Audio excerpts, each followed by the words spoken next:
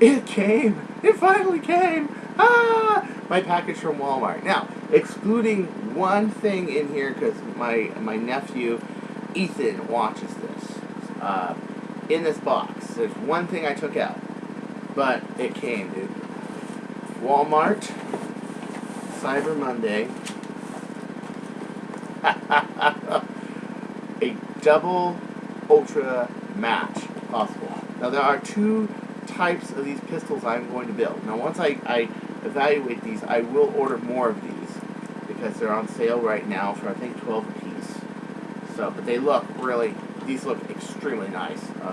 But in this package, and you all know my shark fires on the Coast Spring Chicken. I got 1, 2, 3, 4 shark fires. 2 of them already spoken for to be put together as completed blasters. So, this Sunday, mod the planet. Oh, I hate when you do that. Hold on. I mean, even though these springs in here aren't used for the pistols I make, I still hate it when these are partially cocked. We are going to put one of these together for a customer in Australia. We're going to put one of these together and get it done, get it rolling, to the point that we can assemble it. Again, glue's got to dry, everything else. We're going to show you guys how to install the kit and how to make the AR assembly system.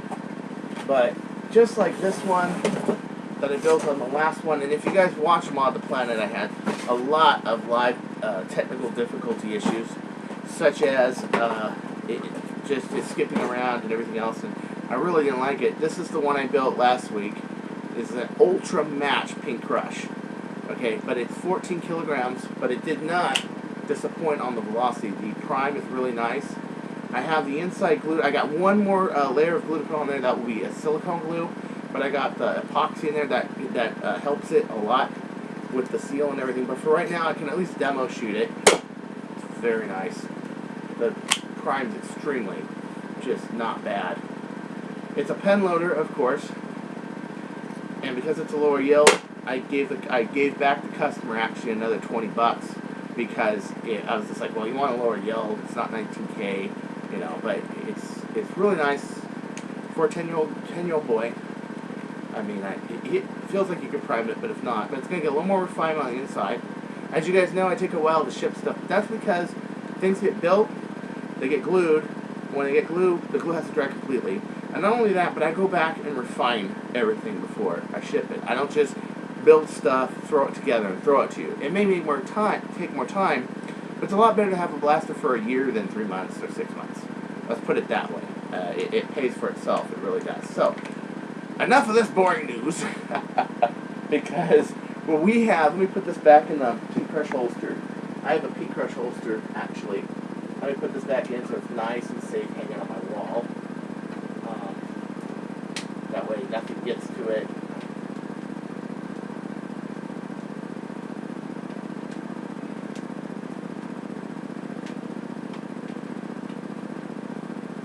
Oh man, but enough of this boring news. Because the real story today is this split strike. And what can CARTAYA do with one of these split strikes? No, I'm not going to assemble it today, but we are going to take it apart. And we're going to check out the internals ourselves personally. I see very few photos on this. I see very few anything other than putting them together, shooting them stock, blah, blah, blah. Barring! Who wants to shoot a pistol stock? Hell the fuck no, not me. Okay? Not me. If I ain't doing like 150 feet, I'm not even interested. There's one. There's two. And from the looks of it, I am really glad I did not order metal for this. Because this looks like it can take a much larger plunger tube. Much, much larger. I don't think it can take a long shot plunger tube. But, and anywho, okay, so let's put this together. I see, you gotta kind of, yeah. You gotta wedge these together. Huh, that isn't as easy as I thought it was gonna be. Actually, it's still not as easy as I thought it was gonna be. It's still not together. Oh, there it is. So there it is. Got 2 triggers. The plastic is it's nice. It's kind of like the Night Finder, but this is a lot harder of a polyethylene than on the fire strikes. That's a good sign. So basically I can, take the back of my finger, I can roll it and fire that, and I can take the front roll and fire that. And that's going to be important, because let me show you the springs I'm putting in there. Let me show you. Okay. Here it is. So, what we have is Black Tactical version 2 Retaliator. It's 8 or 9 kilograms, arguably. Doesn't matter matters who you say it to, but honestly, these look pretty bitchin'. And we got another Black Tactical version 2, so one for each barrel, and as the outer spring, a C882 Century Springs spring, which is a 7/8 diameter by 8 inch by 1.8 millimeters. We're going to cut this in half, put 4 inches on each side, and this is by itself 14 kilograms on each side, 4 inches. This is going to be bitchin'. According to my spring calc, that's what it is. Could be 15, it could be 13, it could be 12, depending on how they hardened it and treated it. But Century Springs are excellent springs. They're kind of like the Hillman springs, but I think they're their plating's a little better than Hillman. Hillman really doesn't give a shit about their plating as much as like Century. So, yeah. So let's take this apart. Let's see what we got. What do we got to work with here? First off, I really do like that I got a lot of space between the plunger tube here. It doesn't matter how far it sticks out here. It was mattering what is here, because if this hits the other side, I can't put them together as two. And of course, I am very interested in making this a shotgun type double barrel or double gun blaster.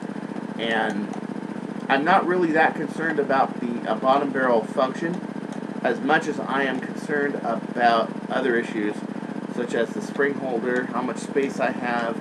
Am I going to have to replace this with a piece of brass for my plunger tube? How much, what's the capacity of this blaster, so I can measure out how big my barrel should be, and so on and so forth. I like the fact that the back shell is flat in a way, because it's nice. It's nice. So far I get a really good feel on this blaster. That's the internals. Okay, so this wraps around. This makes it so possibly I can use a recoil spring assembly, but I'm not counting my chickens before they hatch. Not just yet. Okay. Let's see if we can get this thing apart. Okay, so I got the front right here. So I got the screws out. And I got to... Oh, that's lovely. Oh, is this thing snapped together or something? Hold on. Hold on. Here we are. Oh, shit, I'm missing a screw. Okay, here it is. Alright. I like the fact, there's something I like about this, is that when you close it together, there are no external screws. You can't see any screws. That's kind of nice. Never seen a Nerf blaster where there are no visible screws, but this, I want to do this without ripping anything apart. Okay. It does seem like it's tied to something. Okay, there's our catch spring. This is the first time that somebody with real pistol knowledge has taken apart a SplitStrike. My Walmart didn't have this in for, god-awful ages. Okay, here we are. Our catch is of the pink... Oh, this is so bitchin', guys. Our catch is of the pink crush type. That's nice. There's our release lever right there. That's tied to that. Okay. It appears to be a Delrin catch, which is a nice composite catch. So here is our catch mechanism right there. There's the whole thing. We got a nice big long spring here. It looks like it's a Fire Strike type diameter. I'm sorry, not Fire Strike. It's a Night Finder size diameter spring.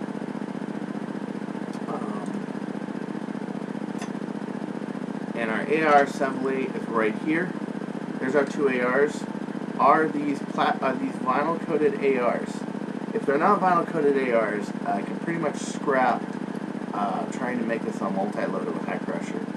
No, they're just orange. I got a lot of air release right here. I'm going to have to cover that hole. That might actually work for an Ultra Mash. Like if I were to just do a 4-barrel. Because I'm making two versions. One's going to be a 4-barrel version, where I'm doing only 14K. The other one's going to be 23K, which is what this is. But what I might want to do is I might want to just make this whole thing longer. So if I push, I like this, and it's got a spring plate already built into the whole thing right here, with lots of clearance all around. There's our spring plate, goes right back there. It's 1-inch diameter, but you know what? Mine actually proved pretty nice. If I remove these pads here, which they're gone. So yeah, it's a night finder size diameter. Will my my 3/8, my 7/8 spring will barely fit on there, but it fits. And I like this. I really like this. This looks cool. Is what it looks like. The springs are quite soft. The trigger catch looks good, and so does the rods. The rods look really nice. Not bad, Hasbro, not bad. Let's get you guys some measurements. So this is a SplitStrike plunger head right here. That's 1 and 1.125 diameter. This is a 1 on a side strike. As you can see, it is a smaller diameter, but not by much. Maybe it's a little bit more than 1 inch overall. Let's see. So what we have to do is we have to measure. Yeah, it's 1 point. Looks like it's the same diameter as the Sharkfire, which is 1.05. So it's a little bit more than 1 inch. Not quite. It's a little bigger than a night finder. With approximately how much draw. So we're going to take our white one here. We're going to pull that. Well, let's see. It'd be nice if I used a pen that worked. Let's etch this right here. That's where the end of that is. And that's where the end of that is. How much travel does this have?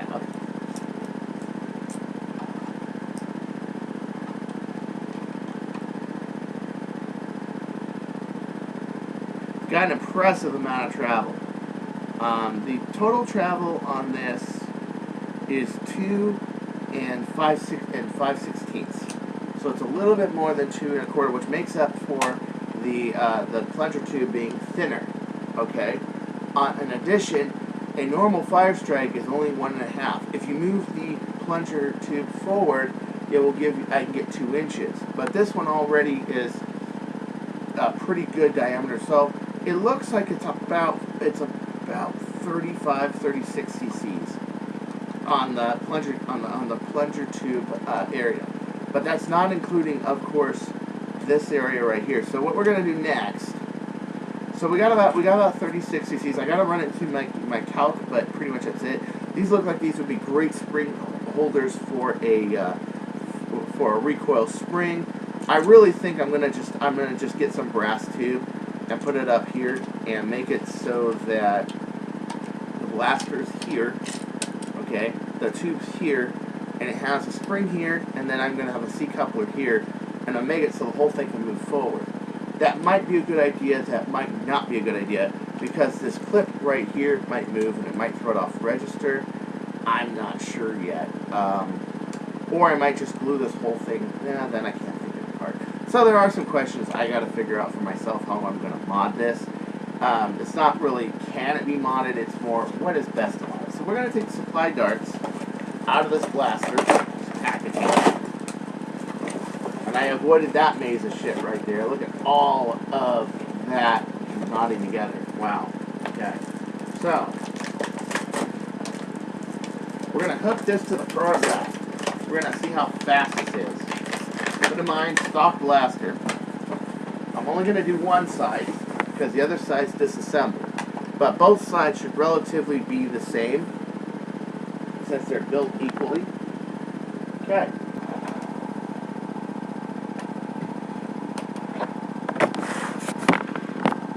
Okay, so I decided to put the blaster back together because there's one thing I want to see with stock darts, and that is this huge plunger pad that's unnecessarily big. It's unnecessarily long. On Ultramatch pistols, I don't even have these in. They're just epoxy heads. Okay, I wanted to see if there was a performance difference. I see a little bit of a difference. This moved a little bit farther up. Is there going to be a performance difference if we take that one thing out? So we're going light side first